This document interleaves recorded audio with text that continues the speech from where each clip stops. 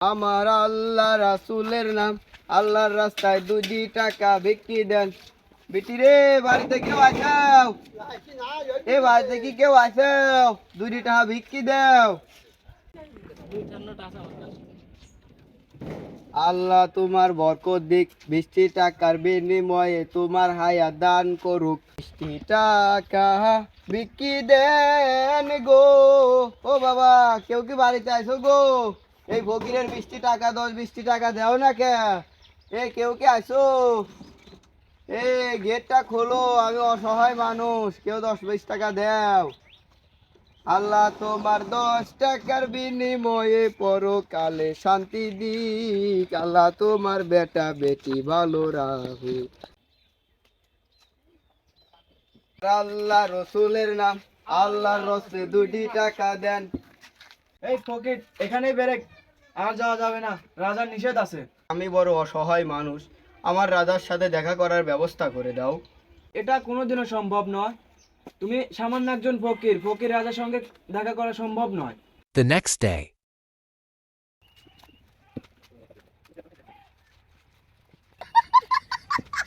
तेरा बाप यार छोड़कर गया था कि तेरी माँ 13 বছর পর। মন্ত্রী, আদেশ করুন জাহাপানা। তুমি আমার গুপ্তচরকে ডেকে পাঠাও। জি হুকুম জাহাপানা। কাটারক্ষী, তুমি গুপ্তচরকে ডেকে পাঠাও। তুমি এসেছো গুপ্তচর, তাহলে রাজার আদেশ শোনো। আদেশ করুন জাহাপানা। গুপ্তচর চলে এসেছে রোজা, তুমি খোঁজ নিয়ে দেখো কেমন আছে আমার প্রজা। কথা আজ্ঞা মহারাজ। দেহিউর রাজার ব্যাপারে কিছু বলে নাকি? আমাদের রাজ্যের রাজা প্রজাদের ডেকে কোনো সময় কথা বলে না। প্রজারা খাচ্ছে কি না খেয়ে আছে তাও দেখে না। শুনলাম রাজা ভালো না, ভিক্ষা দেয় না। আমাদের রাজার নিয়ে এত বড় কথা? দেহিউর রাজার বিষয়ে কিছু বলে নাকি? রাজা খুবই বাজে, আসে না কোনো কাজে। বড় এত বড় কথা, রাজাকে তাহলে বলতে হবে।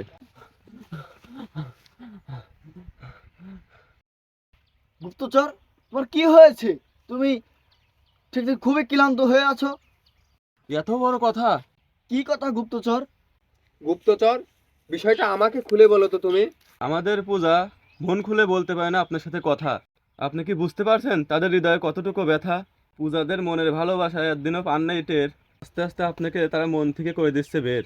পূজাদের ডাক দিয়ে শুনুন তাদের মনের আশা, বিনিময়ে প্রদান করুন আপনার ভালোবাসা। রাজামশাই, শুনলেন তো গুপ্তচরের কথা? কথা শুনে কি আপনার মনে লাগছে না ব্যথা? ডাকেন আপনার রাজ্যের পূজাদের, মন খুলে কথা কন। তাহলে ডাকো সেনাপতিকে। সেনাপতি, সেনাপতি, রাজার সামনে হাজির হও। আদেশ করুন জাহাপানা। আমাকে ডেকেছেন মন্ত্রী মশাই? রাজার আদেশ, রাজ্যের সকল পূজাদেরকে জানিয়ে দাও, ঢোল পিটিয়ে রাজা তাদের সাথে দেখা করবে। থাকগা মন্ত্রী মশাই।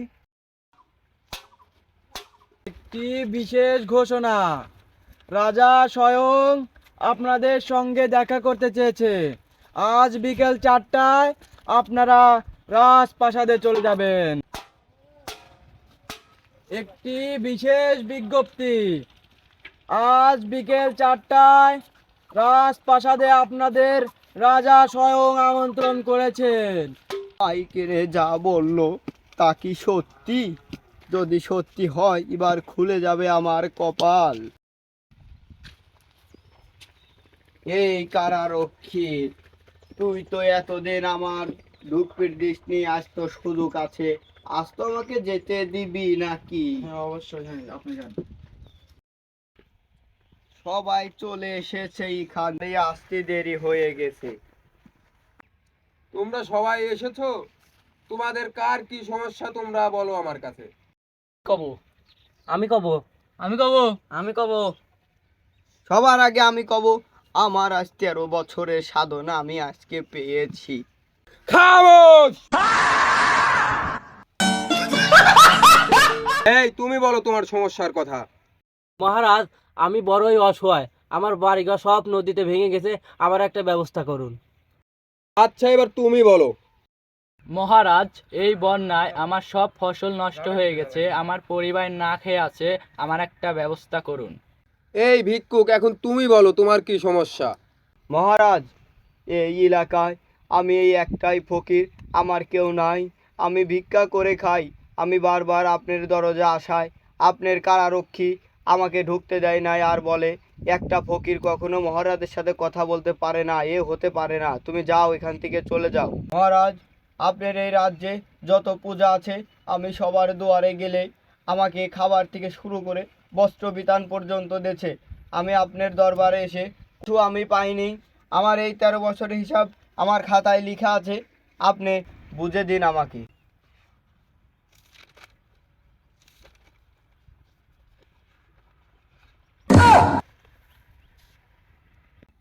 হঠাৎ মহারাজ খাতা দেখে আপনি গেলেন চুমকে।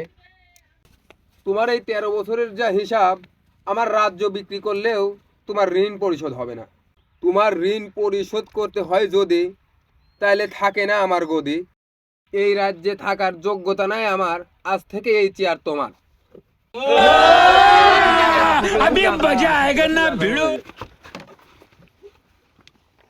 জয় মহারাজের জয়। জয়। মহারাজ, চাকরিটা কি তাহলে আমার আছে? না না, টুপি পরা পর্যন্তই শেষ।